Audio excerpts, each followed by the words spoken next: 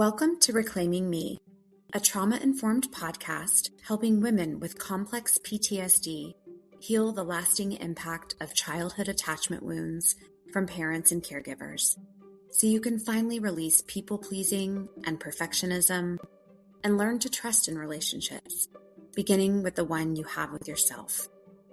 I'm your host, Cindy Payne, therapist, trauma specialist, and a woman who has walked this path both personally and professionally. Hey, everybody. Welcome back to Reclaiming Me.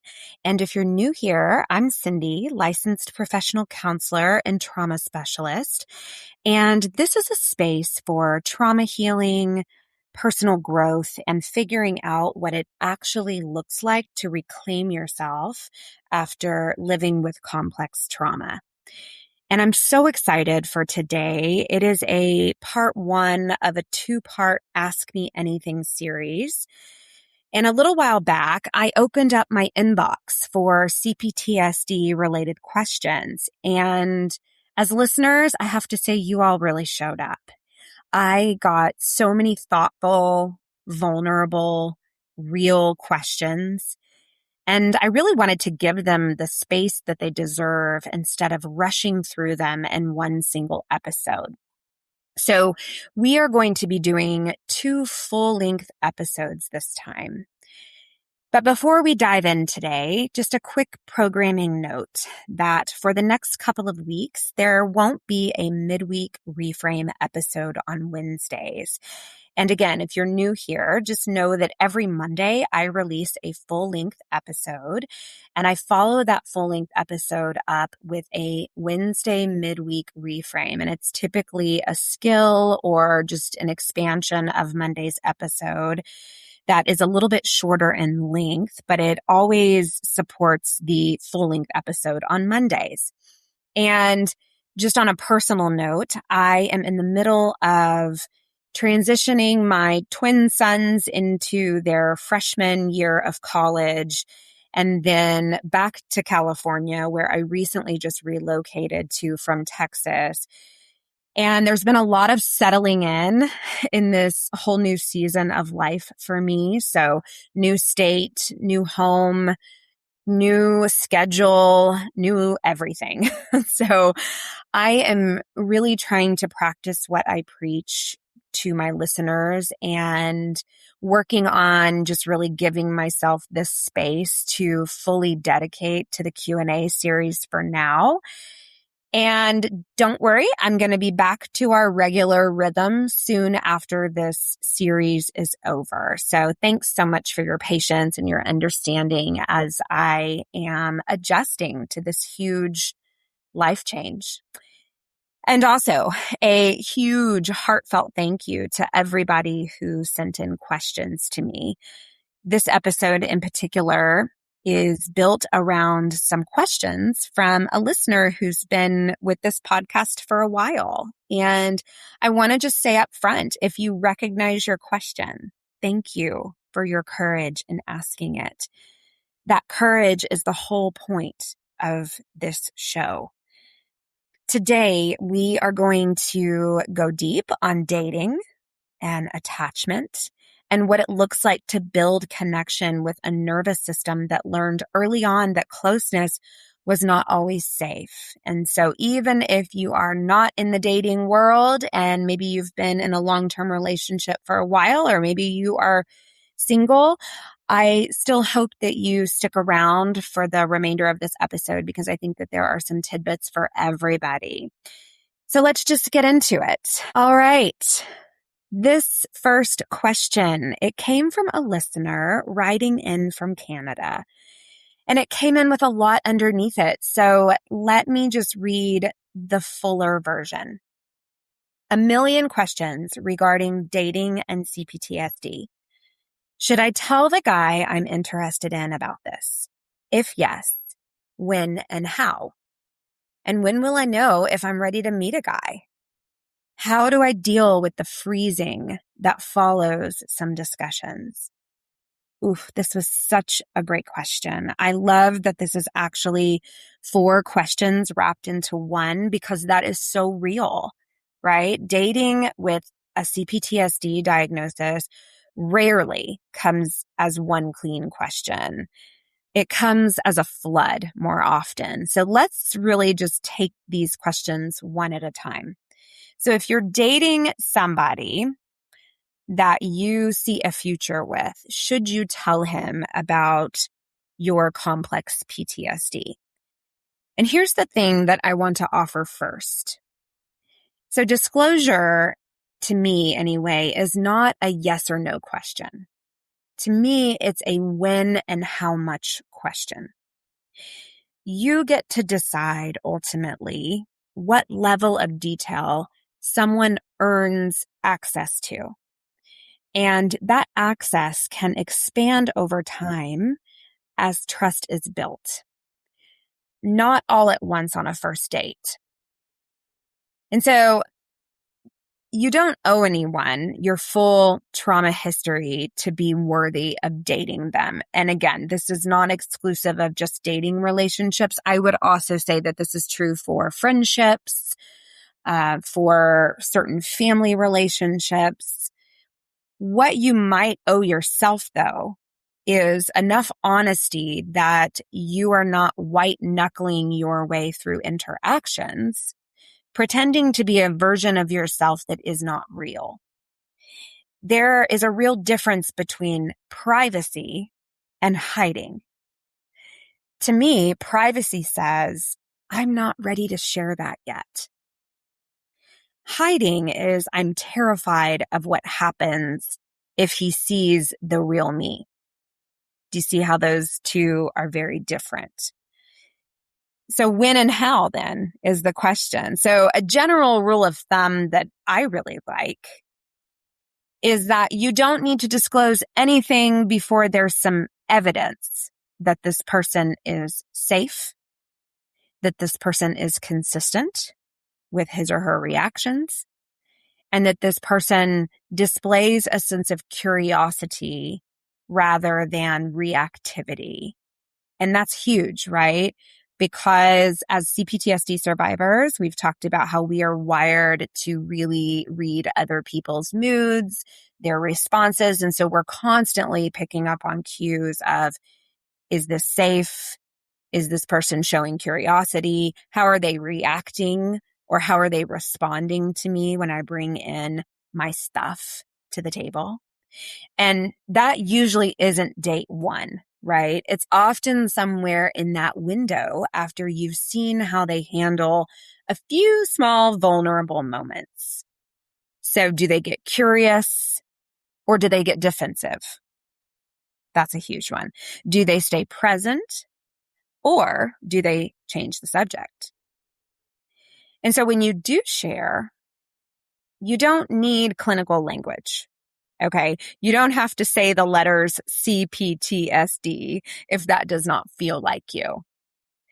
Rather, you might say something like, hey, I just wanted you to know that I have some things from my past that show up sometimes in how I react to stress or conflict. And I really wanted you to know so that it makes more sense if you ever see it. And that's enough, right? Like you are not required to give a TED talk on your nervous system to be honest in a relationship. So again, what I would encourage you to do with this is play around with some of these ways of talking about how you show up, right? How you react or maybe respond in times of conflict or higher amounts of stress. You might also, if they've earned the right, disclose that, this is something that I'm working on with the support of a therapist and other people. But again, that to me goes along with, have they shown through trust building behaviors that they have earned the right to even know that. So if you're on the fence about it and you're feeling a little gray, it's probably best to err on the side of waiting until you have that full body yes of like, okay, I now have a lot of data from this person that shows me that they are capable of holding this very sacred, important information, and that they are going to remain curious and not use or weaponize my vulnerability. Okay. So second part of this question, when will you know you're, quote, ready to meet someone? And honestly, I want to gently push back on the framing of readiness here, because I think it can become another thing that perfectionism grabs onto. And what I mean by that is that there isn't a finish line where healing is done and now you're like cleared and green light and ready for dating. Gosh, wouldn't that be lovely? I wish it were that way. But readiness to me is not the absence of activation. Rather, readiness is having enough tools that when activation happens, and it will, you are not completely at its mercy. So maybe a better question than am I ready might be, do I have at least one or two things I know how to do when I notice myself getting activated? So that could be, like pausing and consulting with your therapist, or having some sort of nervous system regulation practice in your back pocket that you go to when you're starting to feel overstimulated, or maybe notice that you're starting to fall back into an old pattern. And if the answer is yes, like even just one thing, then I think you have enough to start. So the freezing after hard conversations, this was kind of the third part of that question. And let me just start off by saying that this is so common. I just really want to normalize freezing after hard conversations before we start talking tools. Because freezing after a hard conversation is often your nervous system's way of trying to really process something that happened maybe too fast for your thinking brain to keep up with. So it's not a weakness that you're feeling frozen after a hard conversation, or maybe even perhaps a vulnerability hangover. It's a very old survival response doing exactly the thing that it was built to do. But here are a few things that could maybe help you when you notice that you are in that freeze. And the first thing that I want you to try is orienting to the room. Okay, so freeze, for me anyway, it often shows up with kind of like this tunnel vision. So naming some things in the room that you can see, maybe out loud or in your head. What it really does is it starts to bring you back into your body and in the present moment.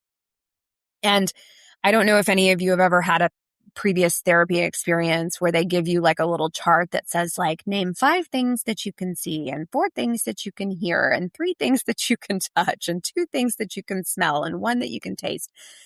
I might have gotten that all out of order just now, but that was just an example of something that I've seen floating around out there. And I'm absolutely not discounting that for like an intervention or something to stop or interrupt a debilitating thought pattern or a response. It is very helpful, but it is only one way to do this, and it's not the only way to do this. And so for a lot of people, they can find that to be overwhelming because they're now like, oh my gosh, my nervous system's shot and I can't remember what I'm supposed to be orienting myself to or the sequence of that anyway. So I like to just really keep it very simple and just, let's just use visuals because that's the first thing that's accessible to most of us, right? Secondly, movement. I cannot stress this enough. Even small movement can help discharge some of what is stuck in the body. So if you can't get up and get into like a vigorous walking motion, maybe perhaps press your feet into the floor, squeezing and releasing your hands, or even just standing up and sitting back down. Those are all things that can help the energy move through your body, and it helps kind of jumpstart this nervous system regulation that we're trying to attain. And then third, and this one matters a lot, okay, give yourself permission to not respond right away. And for a lot of us CPTSD survivors, this is like one of the harder habits to break. I know it was for me anyway, because we have been trained to have the right response right away, to do it out of compliance, to be the good girl. And so we just speak without even contemplating how we even feel about it. So you can have on hand some phrases like, I need a minute, or let me get back to you. I need some time to think on that. Or if it doesn't work for you to access words, maybe just take a minute silently. You do not owe anybody an instant articulate response in the middle of a freeze response. You just do not. And that's not how nervous systems work. And it's not a character flaw that it takes you time. Okay. So I hope that was helpful and that it addressed all of those millions of questions regarding dating and CPTSD. I want to move into another question. This is a listener from the Midwest, and she asks, how do I know if someone is actually safe or if I'm just relieved they're not scary? And I have to say, I hear a version of this constantly. People asking, how do I know? Like, what is the proof? Show me the concrete evidence that says that this person is safe. And you are right to ask that question, right? Because if you spent your life trying to suss out if someone is going to be able to hold space for you or if they're going to harm you with what you've shared, then it makes sense that we would be a little hesitant, right? And so there's a really important distinction between safe and merely not dangerous. And if you grew up around chaos or conflict or unpredictability, or maybe all three, calm can feel like a huge relief. And that relief can get mistaken for chemistry or compatibility. So he's not yelling at me starts to feel like he's amazing, when really not yelling at you is just a baseline, right? It's not a bonus. So actual safety looks more specific than that. Actual safety looks like, does this person notice when something's off with you and then ask you about it? Does this person have the ability or the practice to take accountability without collapsing into shame or getting defensive themselves, right? Can they tolerate you having a bad day without needing you to fix your mood for their comfort? Is there consistency between what they say and what they do?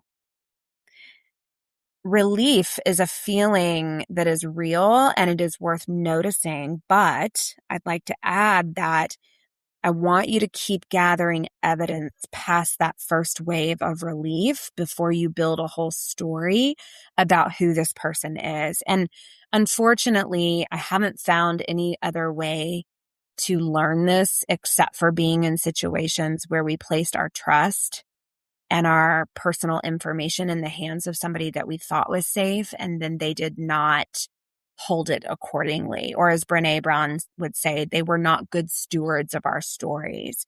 So just be very cautious around relief. We want to be able to trust in relationships, but also we don't want to move too fast, right?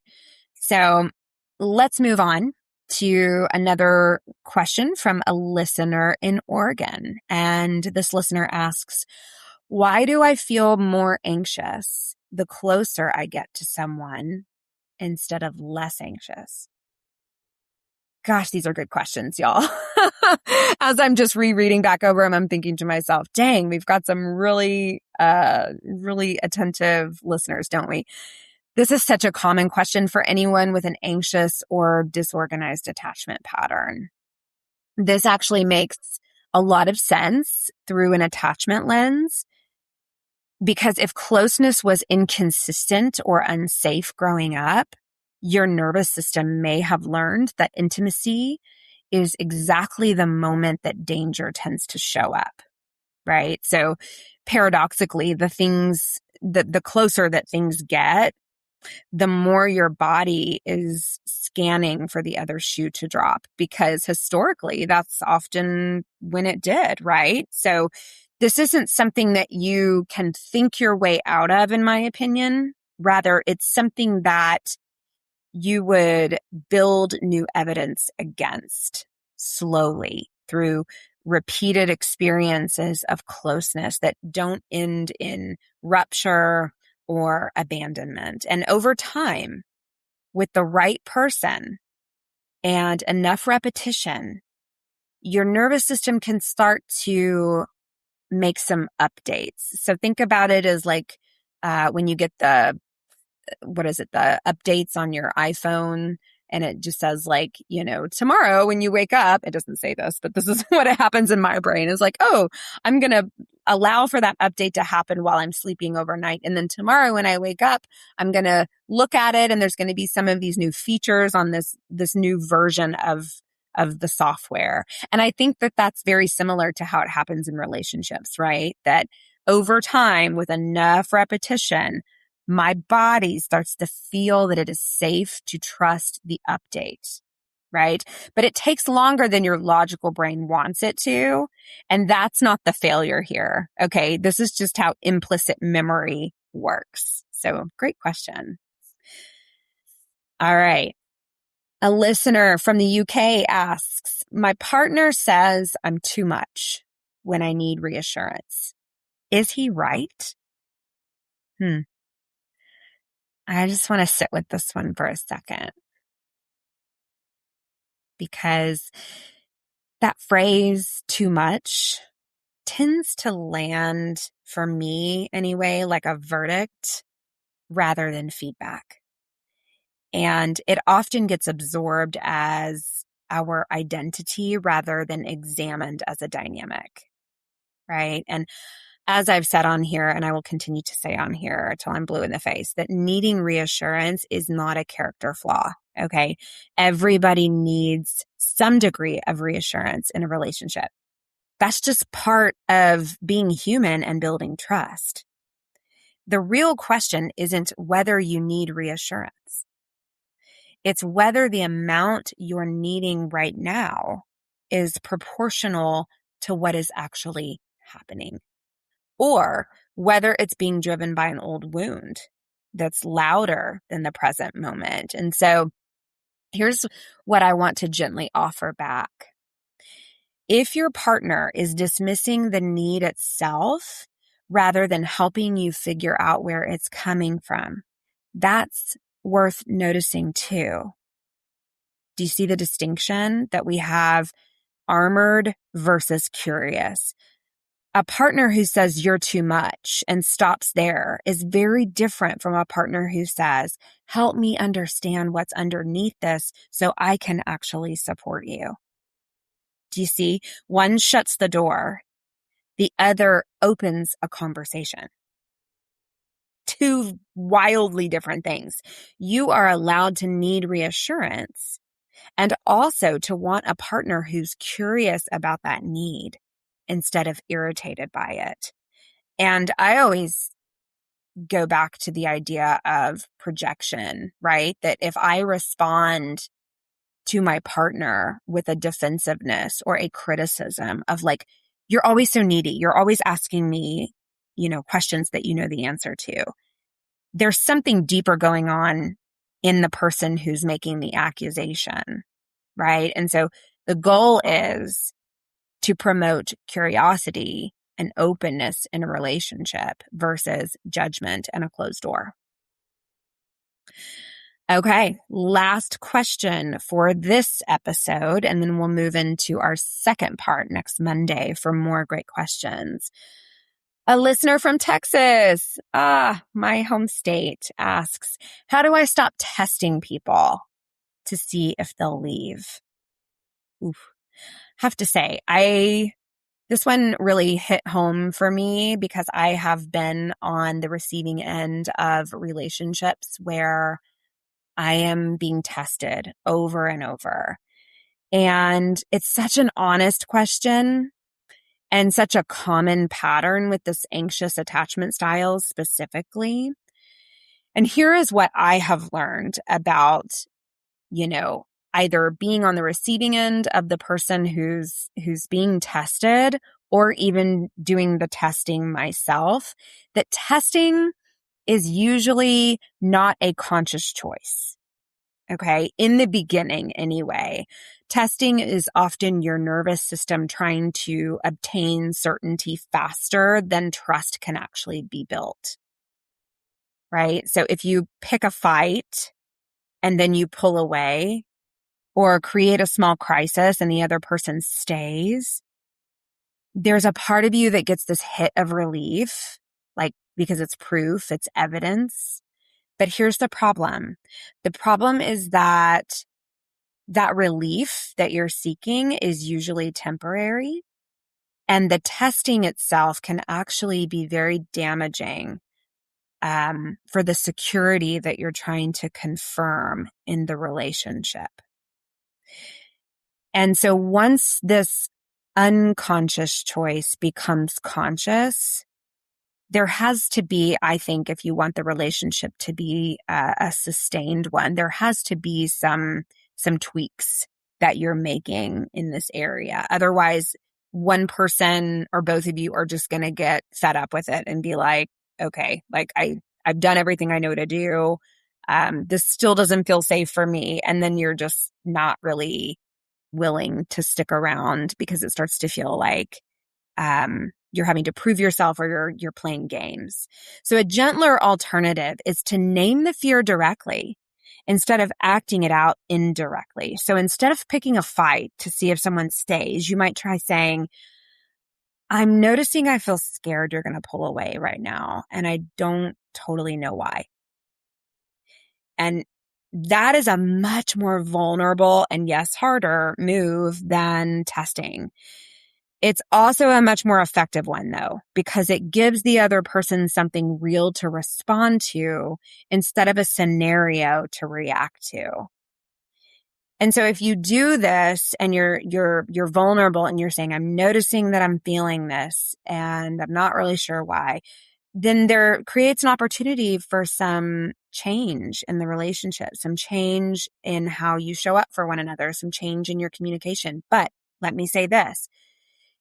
Change has to come from both of you. It can't just be on one person's end. So once it's been spoken and the vulnerable part is out there, both people have to do this dance. And if you continue leading the dance over and over, then perhaps this isn't the right time for that specific relationship because that will drain you. So in closing, I want to just touch on understanding your attachment pattern without pathologizing yourself. And I really wanted to slow it down and spend some more time here because I think attachment language has become very popular lately. And with that popularity comes a risk. People using it to build a new identity around being anxiously attached or avoidant as if it's a permanent personality trait rather than a pattern that formed for a reason and can shift. Here's how I see it. Attachment patterns are strategies. They developed because they worked at some point to keep you connected to a caregiver or safe within a relationship that had its own limitations. An anxious pattern often develops when love felt inconsistent. And so you learned to stay hyper alert to any sign of distance. On the flip side, an avoidant pattern often develops when closeness felt overwhelming or unsafe. So you learned to self-soothe alone and keep some emotional distance as protection. And disorganized attachment, which is incredibly common with complex trauma, often develops when the person who was supposed to be your source of safety was also at times a source of fear. And these are brilliant adaptations. The work isn't to shame yourself out of them, but it's to notice them with curiosity and slowly build new options alongside the old ones. So having said all of this, I want to leave you with something concrete since we're not doing a midweek reframe this week. If dating or closeness has been bringing up a lot for you lately, I invite you to try this. After any interaction that activates you, whether it's a date, a hard text exchange, or even just noticing yourself pulling away from someone, pause and ask yourself 2 questions. First, what did my body do just now? And second, how old does this feel? And that second question sounds strange, but it's powerful because sometimes the reaction we're having is really a much younger version of us responding to something that reminds us that our nervous system has a very old wound, not necessarily the actual size of what's happening right now. But naming the gap between how big the reaction feels and what actually happened can serve to create just enough space to respond instead of react. So that's it. That's part 1. Thank you again to everyone who sent in those questions, and especially to the listener whose questions anchored today's episode. I want you to know that I see you, and I hope this offered even just a little bit of clarity. And again, just a quick reminder, there's no midweek reframe this Wednesday or next Wednesday as I'm getting my boys settled into college and getting myself settled back into my new state of California. So part 2 of this series drops next Monday, and we're going to dig into people-pleasing boundaries with your own kids after growing up enmeshed, and what it looks like to work on becoming less dependent on deep connection without spiraling into dissociation. So if this episode resonated with you, I would love for you to hit subscribe, leave a review, or share it with someone who might need it. Thank you so much for being here. See you next week. Thank you for spending this time with me today. I hope you leave feeling a little lighter, a little more grounded, and a little closer to trusting yourself and your inner experience. If this episode resonated with you, please follow or subscribe so future conversations can meet you when they're needed. And if someone came to mind while you were listening, consider sharing this episode with them. That's one of the ways this work reaches the people who need it the most. You can find me on Instagram at Cindy Payne Rooted, and you can also visit me at cindypayne.com, where you'll find all episode links, blog posts, practice updates, and a free people-pleasing style quiz designed to help you notice your patterns with more compassion. And remember, every small step towards healing, self-trust, and presence matters. You are worthy of this journey. Thanks, everyone.